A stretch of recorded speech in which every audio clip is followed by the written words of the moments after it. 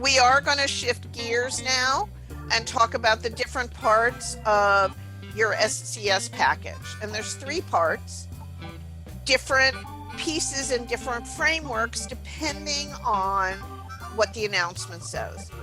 Every SES posting requires an executive resume, which is quite different than your USAJOBS resume. You also need ECQs, executive core qualifications, and technical quals. So we'll start with the resume.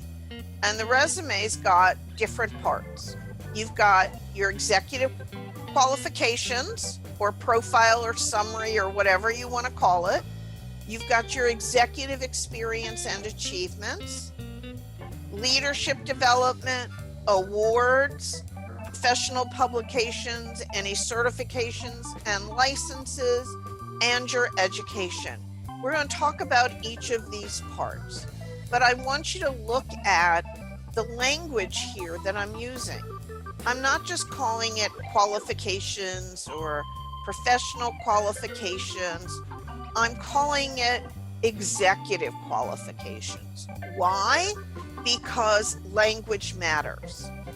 And let's set the tone right at the top of your resume by using executive language, literally, right? And instead of just calling it professional experience, let's call it executive experience. Again, to get at the language piece. So your resume should be 5 pages. Please, not 7, not 27, and not my record for having received from a client was 67 pages. Oh my God, nobody is reading that.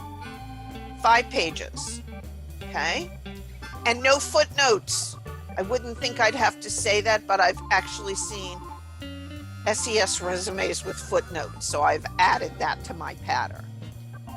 You've got to really demonstrate your executive qualifications, not just your technical expertise. I see a lot of resumes where people really sort of, I call it geek out. Look, I'm geeky too in my arena. But what you're selling is your leadership. You're not selling your technical expertise, right?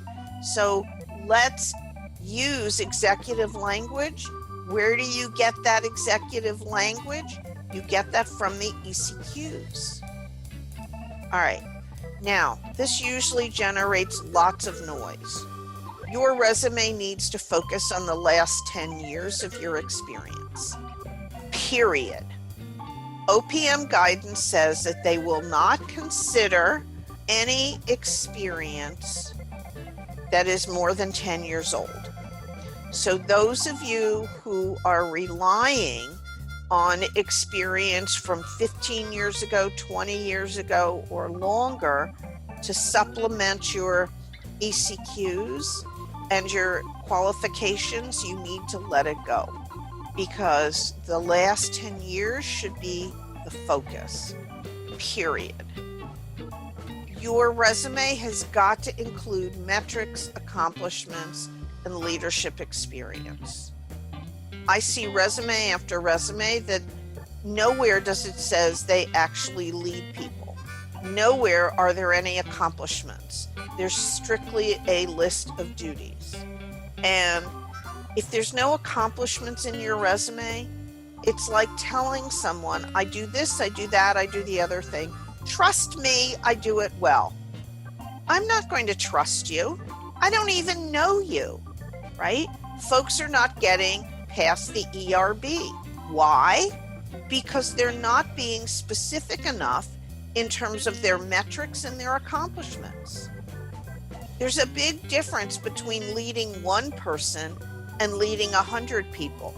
You know, planning and executing a $10 budget versus a $10 million budget. No one is going to make an assumption about your experience.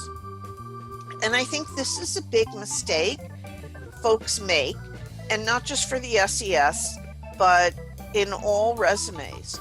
They assume that the people reading their resume know them and know what they've done. Well, you know what they say about assumptions. From a federal HR perspective, if it's not on your resume, you did not do it. We are not allowed to make assumptions or draw conclusions. And this is where I think many of you might be getting left behind. You are counting on, well, I've been in this office for 10 years or 20 years or 7 years. They know me and they know what I've done. No, this is your job to communicate that, because even if I do know you, I have to put that aside and focus just on the paper, right? Because if I use my own personal knowledge for you, that means I have to use my own personal knowledge for everybody else. And I don't know everybody else. So to be fair, it's all got to be from the paper. And don't talk to me about supervising 5 employees. Talk about leading 5 employees. And yes, I know that sounds like semantics, but you want to differentiate yourself from being a manager or a supervisor to being a real leader. Now, read the announcement, please. These announcements have lots of different requirements. And look, you know, most federal jobs can get anywhere from 400 to 1,000 or more applications. As an HR person, what is my goal in life? You know, my goal in life is to eliminate applicants, because who wants to read 1,000 resumes? Nobody, right? And so if you don't follow the rules, I am well within my rights to blow you out of the water. So if I tell you, do not exceed 5 pages, I mean it. If I tell you your margin size must be 1 inch all around, I mean it.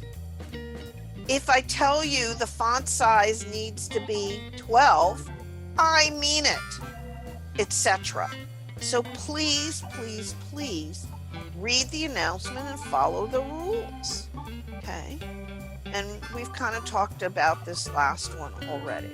It's really critical here. It's your job to communicate your experience in writing. This is technical writing. And this is not about your journey. You should have already arrived. If you're an SES or going for the SES, I'm not really interested in how you got here. I want to know what you've done lately.